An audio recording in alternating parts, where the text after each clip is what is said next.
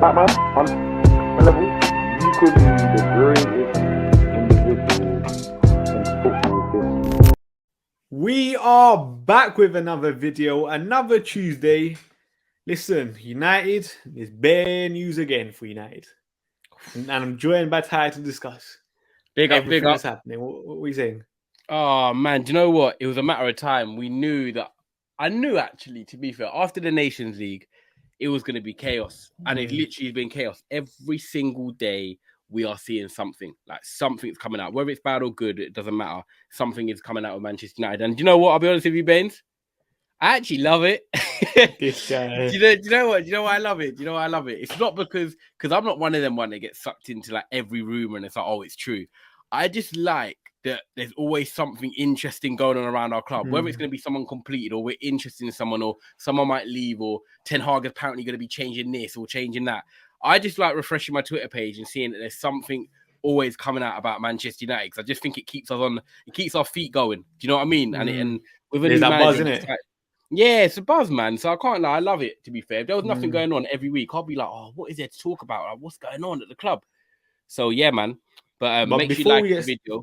Yeah, I was going to say that. But before we get started, make sure you guys like the video, comment your thoughts on this video, subscribe to the channel, subscribe to Trafford Tunnel as well. The link is in the title. I'm going to be on Trafford Tunnel tomorrow. So make sure you guys follow that. But let's get started. Because at the time we're recording this, these Martinez rumors are coming out. It says United are willing to listen to offers for Bailly, Jones, and Axel, which obviously we expect. And the club are in talks with Ajax over Antony and consider Martinez as an option for defense. Let's talk about Martinez first. What do you think about that? Do you know what? I'm all for it. I think with Martinez, there's that sort of notion that, because he's not tall and, he's coming to the Premier League, will he be able to cope with someone like Dominic Calvert-Lewin, for example? But I'll be honest with you, Bains, from what I've seen of him, I like Martinez. At the end of the day, he's a left-footed centre-back, 5'7", 5'8". Yes, I get it. But he's going to be partnering Christian Romero for Argentina after the World Cup. No brainer. He's good at passing through the lines. Me and Marcel were talking about this yesterday. He can pass through the lines a bit like Daley Blind, who I actually really liked as a player at Man United. So that can help us start attacks, punching the ball into midfield, because we've seen so many times Maguire and De Gea passing it back and forth.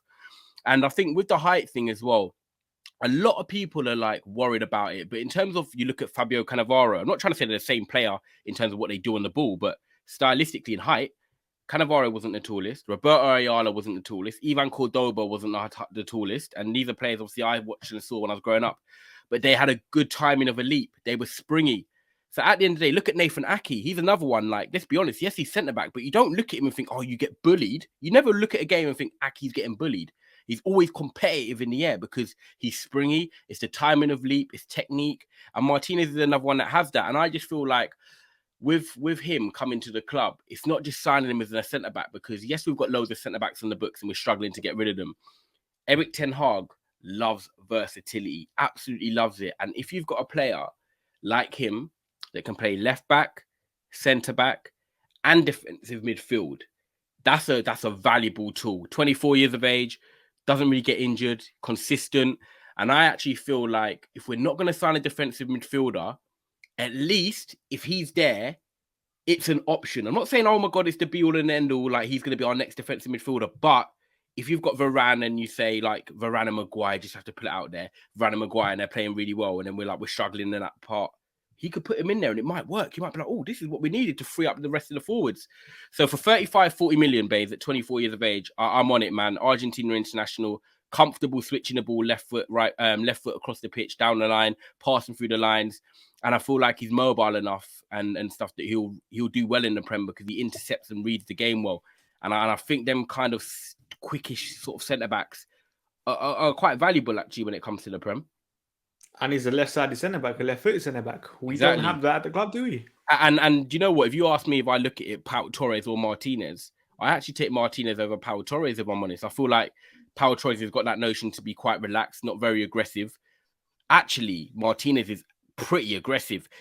I'll be honest with you. I said it yesterday when I was with Marcel and Biz on the Trafford Tunnel, and that they're a bit like a Jack Russell or a bit like a Pitbull. Like, you just need a bit of that shithousery in your team. Ricardo Carvalho was like it for Chelsea. Romero is like it now for Tottenham. He's not the biggest, but he gets stuck in. He's aggressive. He pinches the ball.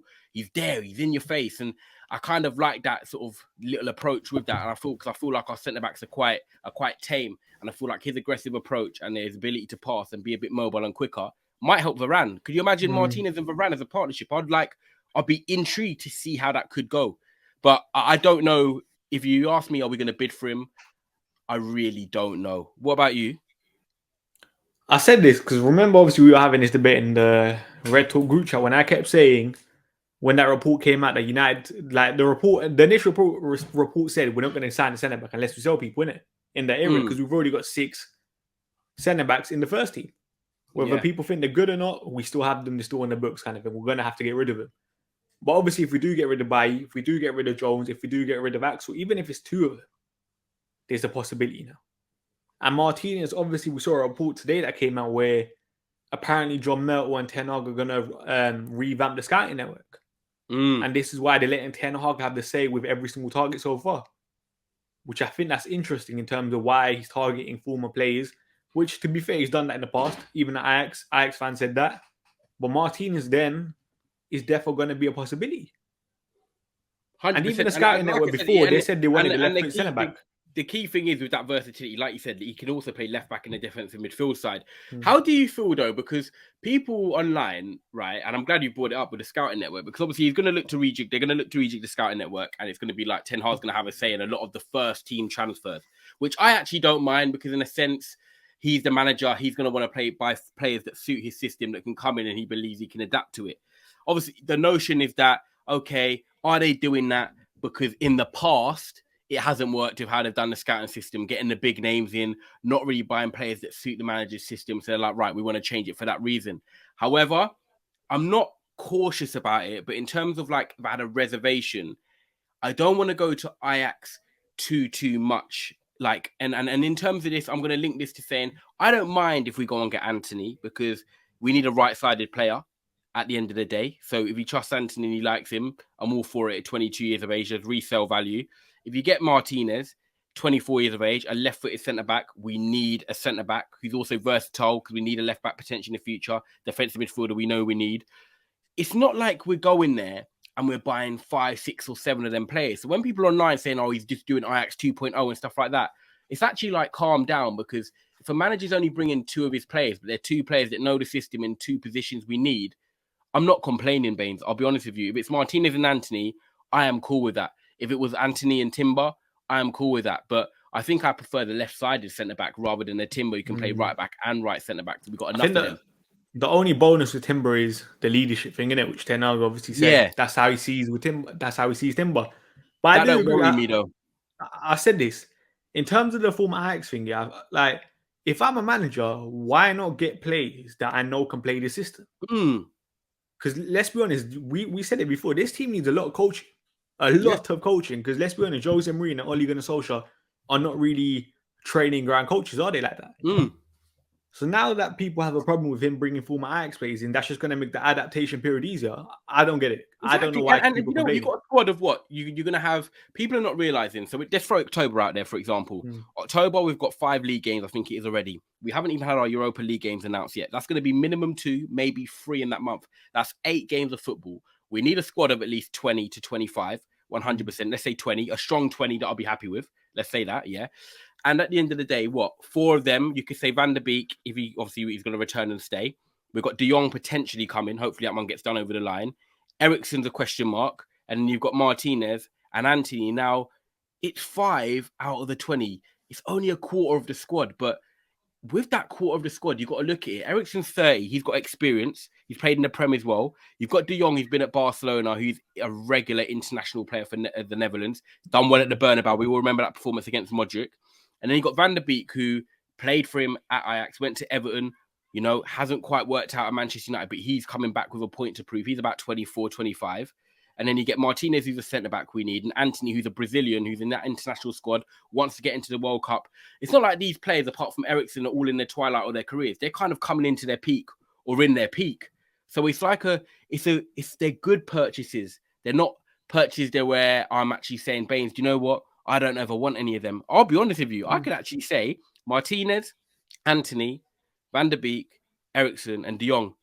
I actually want all 5. Yeah. Like I can't categorically sit here and say, nah, you know, I don't want that one or maybe that one. I would take all 5. So it's not a negative at all. And then the rest of the squad can learn from them. The rest of the squad would then obviously merge with them. And then in the next year, yes, we might go out and get the David Rams or whoever we're looking at and go abroad in terms of that scale. But if it's a Ten Hag's first season, he wants 3 or 4 of them in, I'm all for it, because are they better than what we've got? That's what people have got to ask themselves.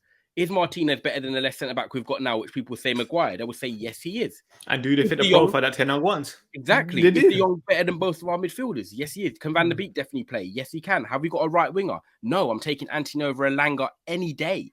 Left, and then who's the other one? Ericsson, there you go. Depth. People moan about Bruno Fernandes. Not saying we do, but a lot of people do. They want depth. They want squad numbers. If he gets injured, who comes in? We need that creativity for low blocks. They all improve the side. So you get them. People it's funny because I wish if the Red Talk man were on this, I wonder if they'll disagree with us, you know. They probably will, innit? They probably will, because they would have wanted Ralph's talent ID, innit? But at the same time, like I said this, man, people like, I think, like, I still do find it crazy that a manager is going to have a say in every single transfer in terms of, it seems like none of these... in it? Like, is it bad or good feeling? Like I said this, it's a weird feeling, innit? In terms of, I don't think a manager should have this much say. Like, I've always said this. A recruitment team, you have your list of 5 players, you show them to the manager, then let the manager choose kind of thing from that list.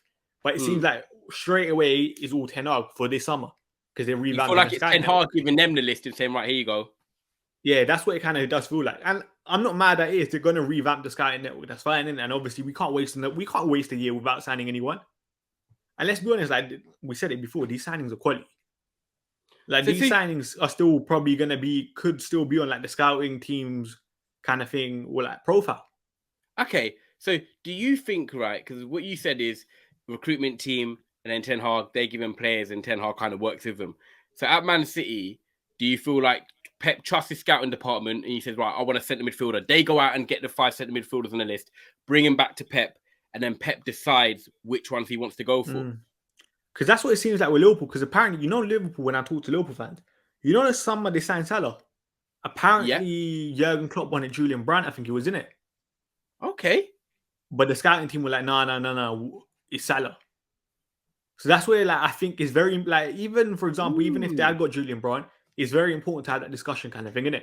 Because say what you want, a manager can't watch every single game. Yeah, I'm not saying the scouting team can watch every single game, but they have a better profile or better profile what to look for kind of thing, innit? Yeah, their job not to watch Liverpool, their job's to watch the player they're interested in, yeah. Which is why I always think that conversation is important, and that's why it seems like we're skipping that conversation, because obviously John Myrtle and Ten Hag want to revamp the scouting network, which I'm fine with kind of thing, innit? But I'm just saying long term, we need to stop that. So long term, you'd like to have, say, the top 3 scouts in place who he has, whether it's from Belgium, wherever they are. They go out, get the players that they think on the list. They come back to Ten Hag and then they work together, instead of Ten Hag saying, right, these are the 5 I'm interested in. Go and watch all 5 and then come back to me. No, I said this, like, from what I understand, when I watched the Dan Ashworth podcast with Training Grand Guru, when he was at Brighton, he said, obviously, the manager sits down with the technical director at that point, which was Dan Ashworth. Graham Potter says which position and which profile players he wants. The scouting team then finds 5 players that fit that profile. Then the manager obviously sits down and says, like, they say, what do you think about these 5? Do you like any of them? And say if they say no, if Potter says no, then they're not signing anyone kind of thing, innit?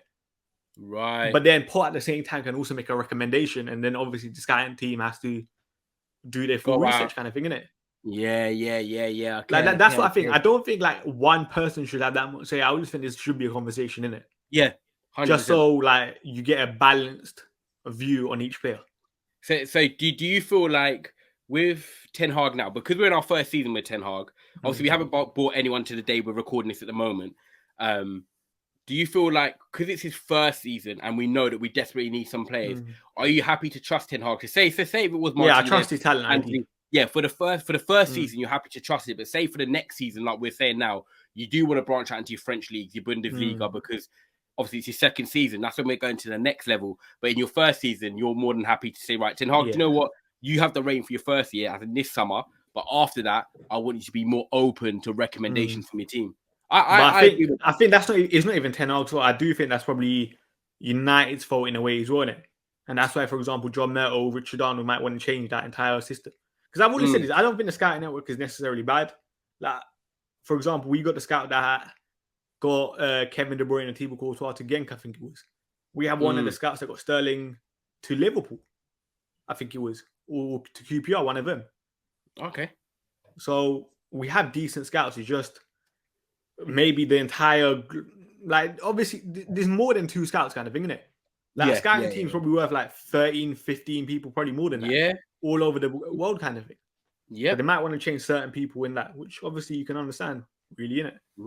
Yeah, I'm all for it. I think it's going to be interesting to see how, not this summer, but how we do invest in the next summer and the summer after that. What type of profiles we go for.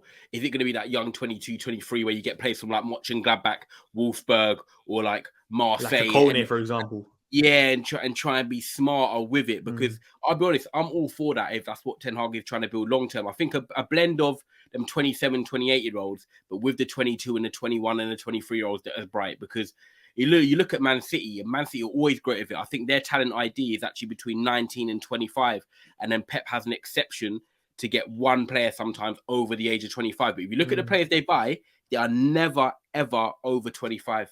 Like that's the first talent ID, that he likes to work with, 19 to 25. Yeah, so we have to see it. And the problem is that we can't really straight away take that risk with, like, for example, an 18-year-old kind of thing, innit? Yeah, just because we can't really say, this is a fair environment for you to develop right now kind of thing, innit? Like, you know how City got Julian Alvarez, for example. Yeah.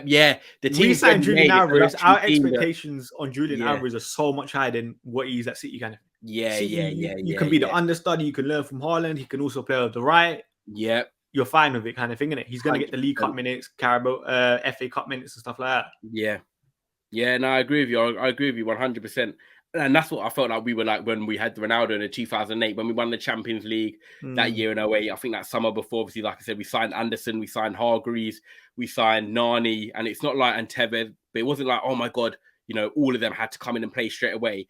They had Scholes still there, Carrick, Anderson could like rotate with them. Nani still had Giggs and Ronaldo on either wing. Like it didn't really matter on a 4-3-3, Tevez, Ronaldo, Rooney. Do you know what I mean? So they didn't have that pressure. I feel like City have got that luxury. And right now, like Biz said, I think it was Biz, we can't really afford to take risks. At the moment, like you said, if it's Martinez, Eriksen, Antony, and De Jong, like you can trust them to come in and improve us. And that's what we need right now.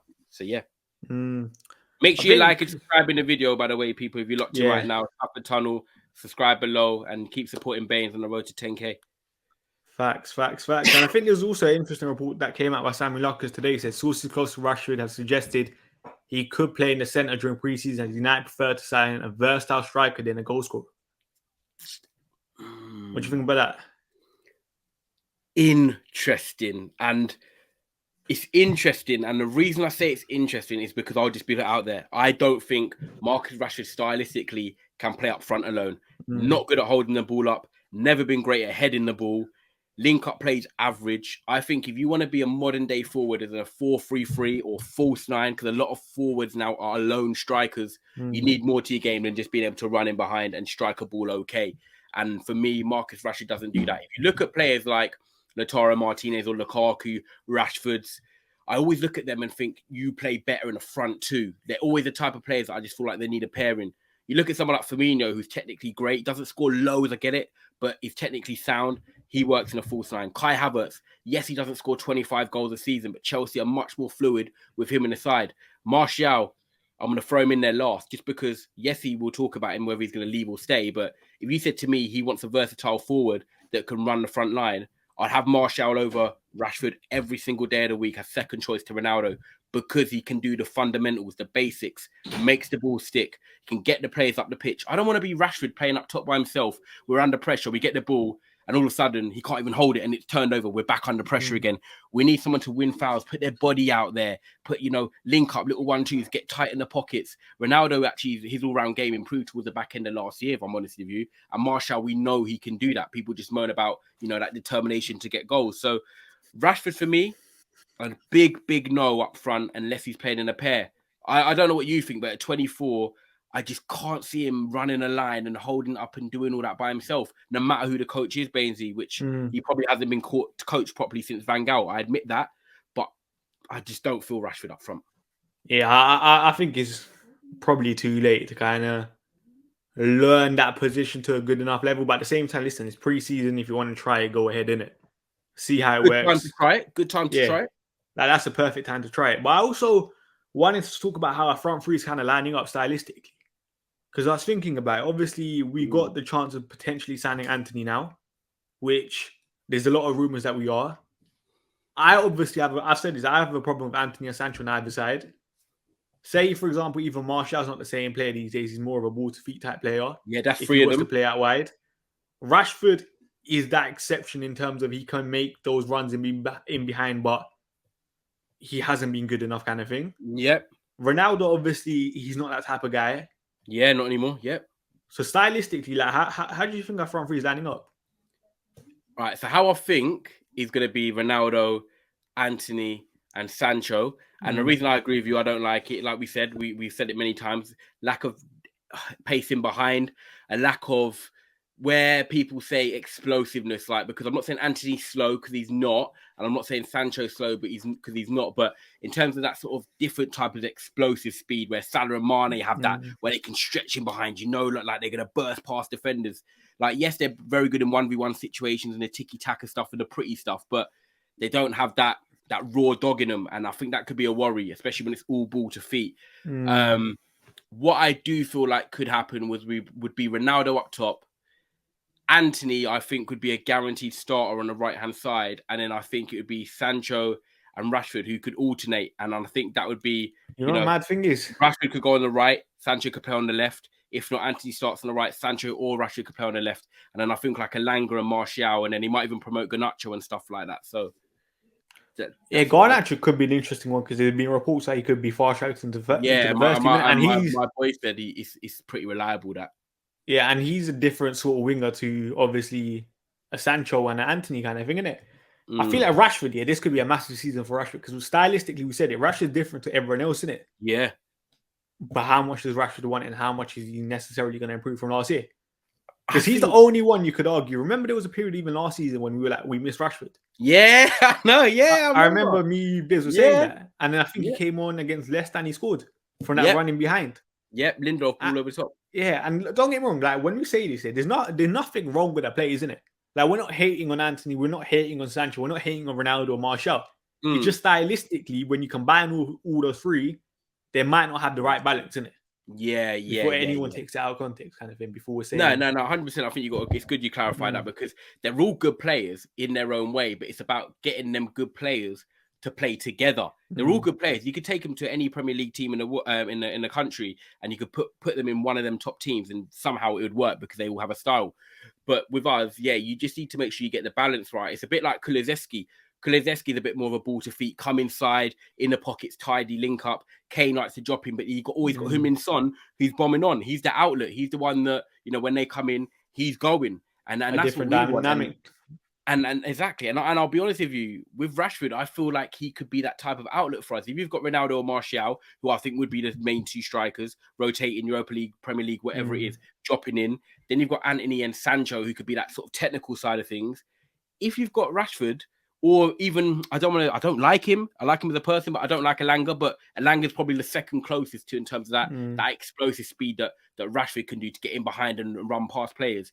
Rashford and Elanga could be the outlets. That's what I want to call them, the outlets. So I think stylistically, when you look at it, with what Ten Hag's got to work with, if it is, Antony that comes in the summer, you've got Rashford and Elanga as kind of your outlets. You've got Sancho and Antony, who are kind of your ball-to-feet technical side of players. And then you've got Ronaldo, who's the goal scorer. And then you've got Martial, who can do a bit of technicality, but you can also hold it up and link up top and be a focal point as well. So, I'm not trying to get us gassed, but in terms of profile we have quite a nice different selection, which I think Ten Hag... They just have to perform, though. Yeah, can utilize, but it's just about getting them to perform all together. But your point, sorry, just before, your point where you said this is a big year for Rashford. I 100% agree, because I actually said that at the start of the show, Martial and Rashford are good players in their own right. I really like them. But they've never had a proper coach since Van Gaal. Now Ten Hag's coming in. He's Dutch. They were both thriving under Van Gaal, had that proper coaching. If Ten Hag can't get a tune out of both of them, say they are here in August, if he can't get a tune out of Rashford and Martial, then we know there's an underlying problem, because I don't feel like there's a coach other than probably Pep out there or someone like Klopp that could get these players back. I can't lie. I feel like after it's safe to don't perform this year. I feel like now these players just have to take responsibility in it. Like, there's no more excuses. Exactly. It is. Like, as much as people might like Rashford, as much as people like Martial, they're gonna have one more chance in it. They're 25 and 27 this year. Yeah, final chances kind of thing for both of them in my eyes. And that's us being lenient with the situation just because we need so many other positions. Yeah. Because let's be honest, any other big club probably gets rid of both of them. Yeah, it's the wages. I think Martial would be gone if it weren't for the wages, even though I love the guy. And this is what I said. Like, I know people were like, let me back Martial here, funnily enough. I've seen like people like laugh at Martial FC saying, oh, he's only valued at 20 million. I've always said this. These player valuations are so unfair on these players. Because let's be honest, Martial, you could argue, is not a 20 million pound player, but Ed Woodward's kind of screwed up the wage structure massively. No one's paying 250 for these lot. Yeah. Even Dean Henderson. Like, I don't think Dean Henderson is a terrible keeper, but the guy's on over £100,000 a week. And then you're wondering why Nottingham Forest are going to get him for like, what, 20 mil? Yeah. And that's with a buy option kind of thing. And that's apparently with United paying some of his wages this year. So I think it's harsh to kind of value these players by what their reported transfer value is, isn't it? Yeah, they're not. Yeah, and 100% wages comes into it. And of course, I understand performances after 18 months. Henderson's the mad one because he played. I'll probably say off the top of my head, he probably played like 10 games, and he's got a massive deal like that. Maybe because he's come through the academy, he's English. To be fair, Sheffield United, he's done it right, innit? Yeah, he's okay. But I actually know someone that works at Sheffield United, and he said to me, "You won't like Henderson."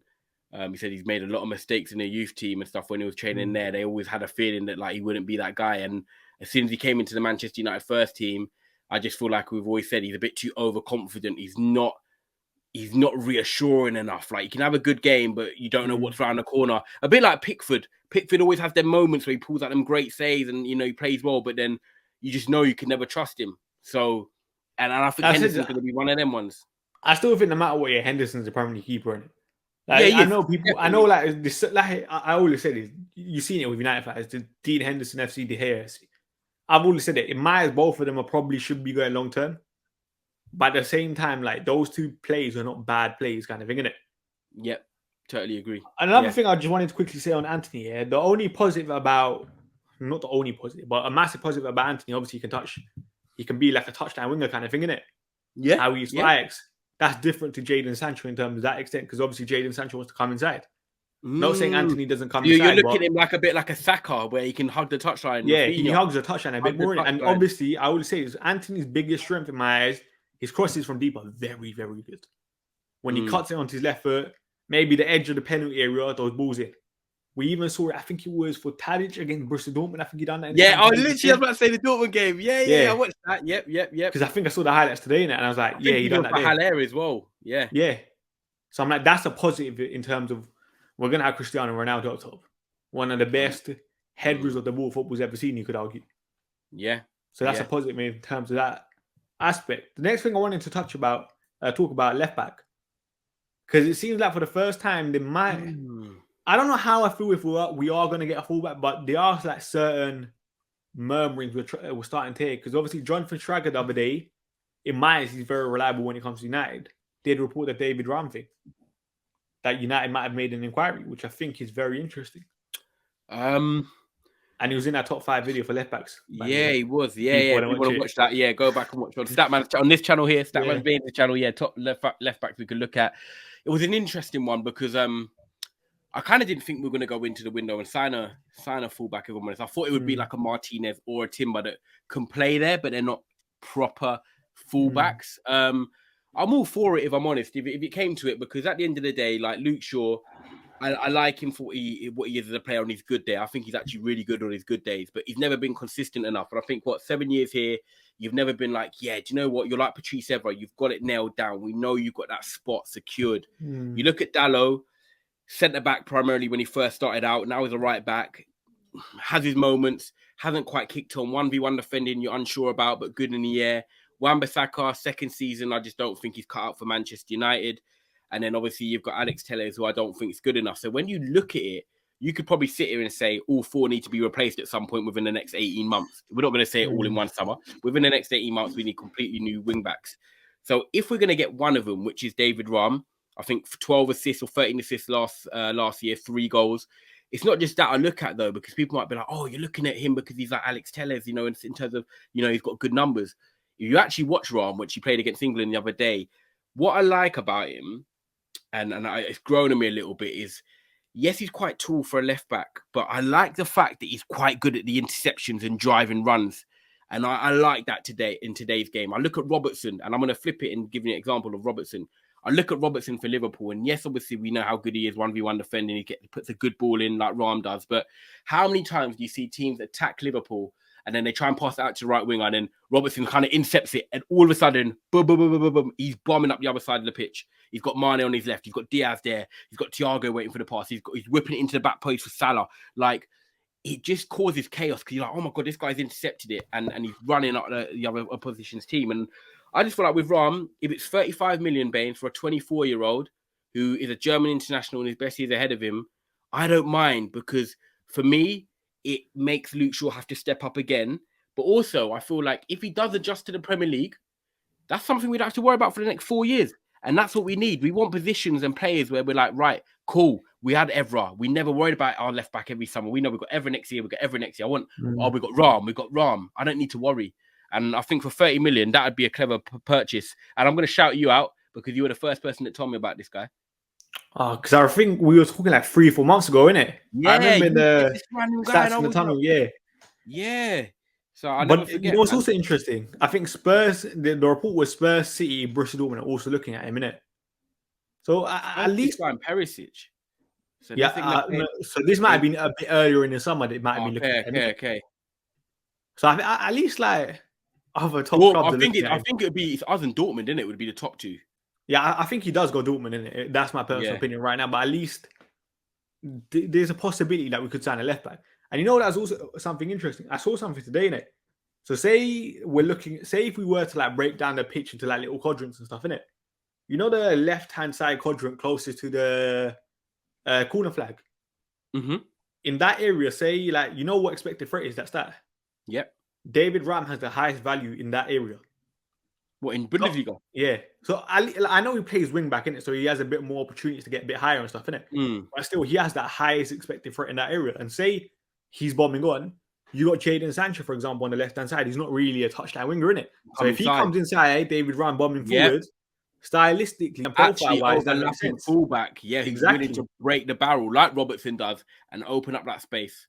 Do you know what's his 1v? That's brilliant. What's his 1v1 defending like? He's quite good at a slide tackle. He's got long legs. He's tall for a left back. I'll give him that. But I haven't seen enough of him like put in isolated 1v1 situations. So I would never come on here and say, yeah, do you know what? He's brilliant at 1v1 defending, because we know like Robertson is. But you look at Alonso for Chelsea, you know he's great going forward, but defensively wasn't great. I know that Raum's more sound than that, but if you're up against a Dembele, or you're up against a Sterling, you're up against a Salah, you're up against a Bukayo Saka, like, are you confident in his 1v1 ability? Obviously, if I wouldn't say I watched enough of him to fully judge, innit? Because, like, let's be honest, like, you can have a 1 or 2 good games kind of thing, innit? Like, you know when I said about Borna Sosa getting destroyed by Gnabry? Yeah. Like that's a one-off game in that situation kind of thing, innit? So I'm not going to act like I've seen bears of him kind of thing, innit? But at the same time, I always say this on fullbacks. How many of the Premier League top-level fullbacks are actually good defensively? Like, let's look at the top 2 fullbacks. You could argue Trent and Cancelo. They have weaknesses defensively. Yeah. Whether people admit it with Cancelo or not, he's not the best. Yeah. So I think, like, you kind of, like, in a modern day, you kind of have to make that sacrifice, really, innit? I like how you didn't include Reece James. Oh no, Reece James is a bit different in terms of he's calm in yeah. No, I'm just laughing at me when you said the top wing backs in the league. You said Cancelo and Trent. People are like, what? No Trent. Listen, people can argue in it. Like, I love that. Those 3 are top in it. Those 3 are the top 3. But I hear you though. I hear you in terms of like if you actually said to me, look at wing backs or fullbacks in the league that are good defensively, I'd actually say someone like Tyreek Mitchell, but he's not that great going forward. So that shows the level really when you're looking at someone like him who in the league is like one of the top defenders in the league. Like the only one I really like defensively is Mendy from Real, innit? Yeah. Or like a top club. I can't really Yeah. think of anyone else which is like you are convincing defensively. Yeah, I hear you. Yeah, it's just Robertson and Mendy for the left back side. Yeah, Robertson's fine as well. Yeah. I'm like, listen, and you could probably argue, like Liverpool fans have argued, like someone like Shimaka's probably offered more than Robertson going forward. Yeah, I've heard that debate this year. Yeah, a lot. So you have to pick something, innit? And it depends on what your team needs, because obviously Ten Hag is a possession-based manager. If we are going to dominate a lot of the ball and be in like the high, like mostly in the opposition half, you're going to want someone like David Ram. You're not really going to want a elite defender for most of the games. Like I've always said this, like someone like Wan-Bissaka, I said this. I would love to keep Wan-Bissaka's third choice right back. Third choice though. Because like what his attributes are so unique in that 1v1 ability, but it's kind of like he's good enough to play for a mid-table side in the Premier League, innit? Which is why I'm like, I know why he wants to leave kind of thing. Yeah. It's hard to tell with these players. But I think, listen, positives, isn't it? Obviously, you'll still be linked to that Malacia guy from finals. Yeah, exactly. Yeah, I think even the fact like what you said, even if we don't get a left back, the fact that our name is still lurking in times of like we're having initial discussions or we're inquiring about left backs, it shows that okay, if we don't get a left back this summer, we are going to get a left back or right back next summer. It's like we're putting the jigsaw in place. So I know we're not going to get everyone. Everyone's got to be realistic here. You're not going to get every position you want in the summer. It doesn't happen. You build a team over a couple of years or a few years. But the fact that we're inquiring about positions we need, that is the satisfying thing. I think the only thing I'm slightly worried about, if I'm totally honest, Bains, is the number 6. Is the number 6 for me is the most integral part that Manchester United have suffered with for years. We're linked with attacking midfielders. We're linked with central midfielders like De Jong, who's not a DM. We're linked with right wingers like Antony, who I actually do feel we need a right winger. But like number 6 is like it's just gone quiet. Calvin Phillips at the start of the summer. Other than that, Ruben Neves hearing them links come and go.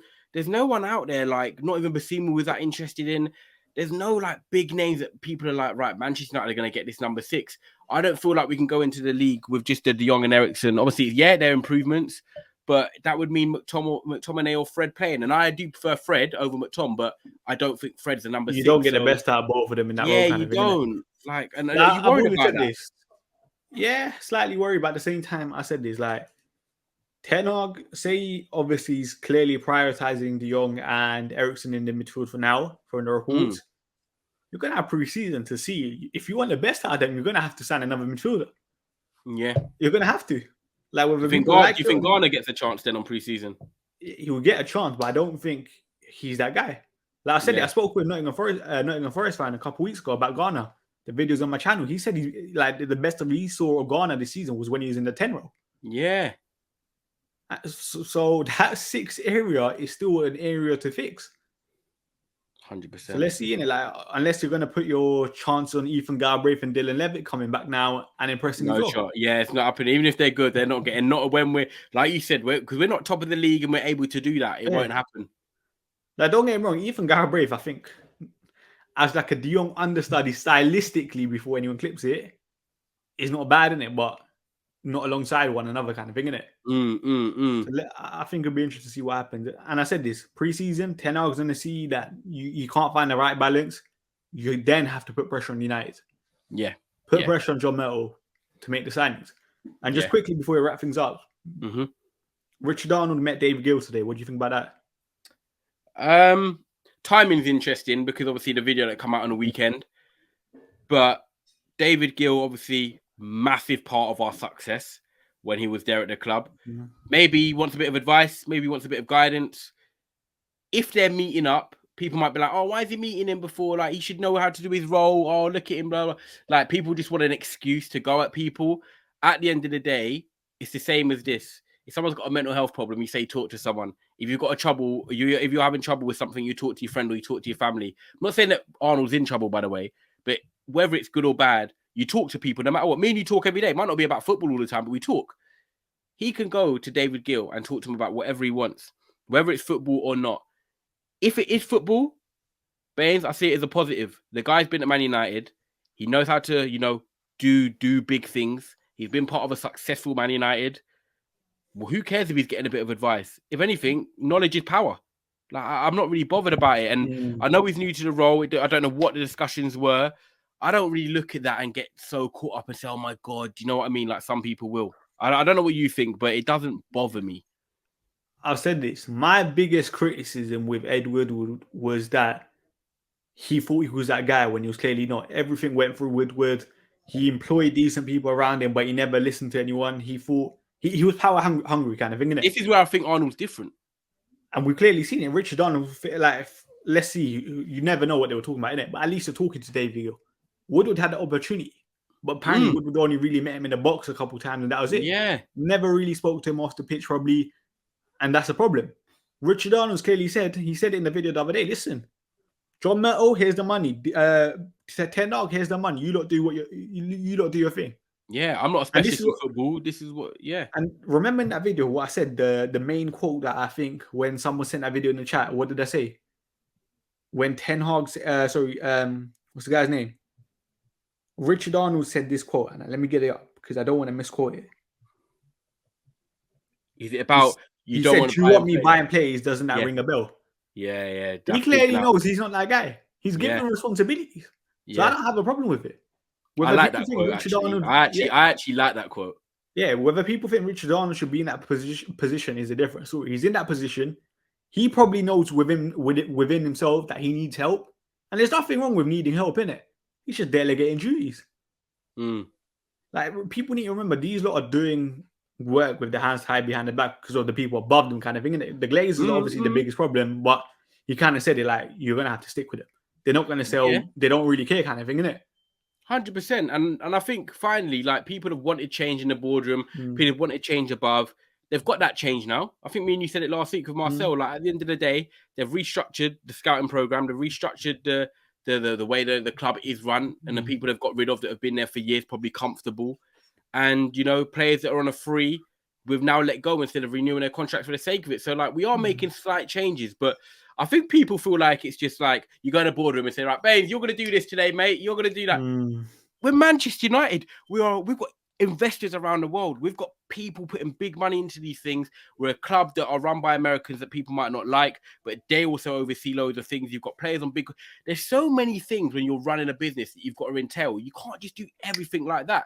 But the fact for me that we've made changes so far is a good start to the summer. I just hope we can put the icing on the cake with a few players in before the end of the season. But the funny thing is obviously you're on Trafford Tunnel technically today because obviously this video is out on a Wednesday. So no, is that today? Oh, is that today? Oh, sick! Better internet now, you know? Yeah, baby! Exactly. Don't worry, people. Baines has got fiber. But yeah, so this video is out. So you're on Trafford Tunnel tomorrow, which is Wednesday, so people know. That threw me off now. No, what did he say? What was he saying? Woodward, Richard Arnold buying players. Oh, I've lost it. Just quickly, yeah. I got gassed about your internet. Just quickly, what did you think about the Richard Arnold video the other day? Because obviously we spoke over text, but not. To be honest, I feel a bit sorry for him that people videoed it, but you kind of got to expect that in today's age. But do you know what? At the end of the day, I actually have respect for him to come out. Whether people say, oh, he's a Glazer puppet or whatever, people are just naturally always going to have that notion. I don't feel like there's anything he can do to win over some people. I think it might not even be Richard Arnold. It could be Richard Smith. It could be me in there. Even if it was me in there and I'd done that, oh, I'm a Glazer puppet. They don't even know me. So no matter what, there's some fans that I don't really interact with. I just know that they're stuck in their ways and that's the way it is. For me, I'm an open person. I don't care. White, black, Asian, Chinese, tall or thin. I don't care. At the end of the day, he's gone out there and he's spoken to the fans. He's gone out there. He's spoken to the fans. That's something that we haven't really seen before. He's open about what you're saying. Well, open enough. At the end of the day, you can't disclose everything. It is a business. Like, I don't mind that he's done that. I look at it and I think, right, okay, he said the stuff. Let's see what the club do in the next 3-4 years. Because he said about the training ground. There's little things that, like he said, training ground, redeveloping the Old Trafford, blah, blah, blah. Because he said them things, it shows that they're thinking about it. So we'll see if them things happen later on down the line. But in terms of him in his role, I kind of got the gist that he's like, raw, this is going to be harder than I thought. the funds aren't there as much as I thought. We need investors. He said it. So he's kind of telling us that like we haven't just got loads of money to spend, but he's being honest without being too honest. And I kind of think it's helped me gauge his situation a bit more. So what do you think about people saying it was PR? Because the way I looked at him, like people saying it's PR, but the guy was swearing. I don't think it's PR. I like he doesn't have to come out of his house and go down there and chat to them. Yeah. Like people, like some people that met him were saying, "Oh, like it seemed like a scripted speech," and I'm like, you do realize some people just speak so perfectly, kind of. Yeah. Well, you don't think he's had these conversations already, like? Yeah, and like there's certain people here that can speak without stuttering, without anything, kind of thing, and just can say everything in one word, kind of one like flow. That's probably Richard Arnold. There's a reason why he's probably in that position because he's. Let's be honest, say what you want, he's still probably one of the best in terms of the general population. Yeah. So like, you kind of have to respect Bains, it's a lose-lose situation for him, to be fair. I feel like people will come at him no matter what they do because they're just sick and tired of the club. I think I said this to you, yeah? And it was like, it's a random thought that I had, in it. People praise Ralph, and obviously I'm not going at Ralph here, but people praise Ralph for speaking so openly. No one said it was PR, and Ralph was doing bad at his job, and he still said what he said. But now when Richard Arnold's done it, people said it's PR and he's protecting himself. Was Ralph then not doing the same thing then? If we're applying that logic, let the comments decide. Good point. No, I agree. It's true. No. You're spitting. I agree. I don't disagree one bit. You're saying the truth. Yeah. And like no one had a problem with Ralph speaking out. Yeah. I don't get why people now have a problem with Richard Arnold speaking out, kind of thing, innit? Perfect way to end the show. That. Yeah. Only time will tell when actions speak louder than words. Let's see what happens. Yeah, let's see what happens. But anyway, big up everyone for watching. Make sure you guys like the video, comment, subscribe. Anything else you want to say? Hit the notification bell for Statman Bains. Hopefully we have some good news coming around the corner. Also, people, Trafford Tunnel, make sure you like, subscribe down below. Also, Never a Foul as well. That's my generic football channel. Never a Foul, where we're doing a lot of stuff on all different clubs there. Bains is on with us on Thursday as well. Me and Daps. Who's Man City, obviously me and Bains United. So yeah, Trafford Tunnel, like and subscribe below. Never a Foul. Make sure you hit the like on this video. Make sure you're subscribing. Let's get Bains to 10k. And yeah, lock in for this year, people, man. We're gonna have some good streams, especially when Biz is involved as well, man. We'll have these lot battling again. So don't worry, Biz will be back very soon. We'll see what happens, innit? Big up, man. Follow the Switch as well for the FIFA streams, because I can't lie, the FIFA streams are entertaining. Yeah, actually, I'm not gonna say it. I know you don't want this to be. Nah, I don't really care, innit? Oh, brilliant. Listen. It made me smile, man. I can't lie, because I love you as a guy anyway. Just to see that, it was like, Bains isn't normally like this. I was loving it. Nah, you know what it is, like, the FIFA streams are so chill, innit? So make sure you guys follow the What have you got, P5 or P4? 4. Yeah, I need to get the new FIFA and we play each other. When I move out. Calm.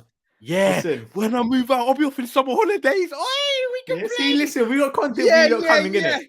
Make sure you just follow us on all platforms. Yeah, we'll do that. And we will be back soon. Bless up.